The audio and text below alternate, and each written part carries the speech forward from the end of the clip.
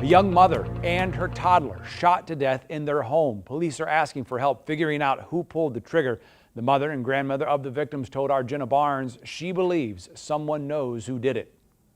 It hurts every day. For Taisha Campbell, life's simple tasks seem almost impossible now. I got ready today, but when you lay down to go to sleep, it's a whole nother ball game. She says the one thing keeping her going is her determination to honor the memory of her daughter and grandson. You have to know, because if I don't tell you, then who will? If I don't speak their names, then who will? Trina and Caden, 18 and 2.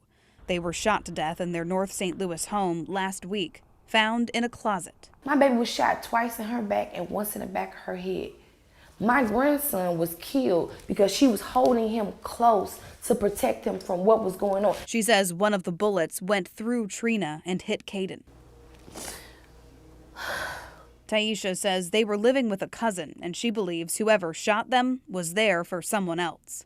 You looked at my daughter and my grandson and you took their lives knowing that they were paying for a sin that was not theirs. Taisha was proud of the mom Trina was. She did whatever she had to do to take care of her son. And Caden was Taisha's sidekick at her work in a nursing home. He might speak to me or you, but my residents, he would light up.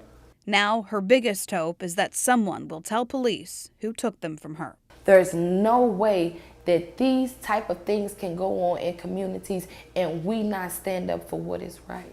Jenna Barnes, 5 on your side. Anyone with information is asked to call Crime Stoppers at 866-371-TIPS, and the family has set up a GoFundMe to help Taisha pay for funeral expenses. We've posted that on KSDK.com.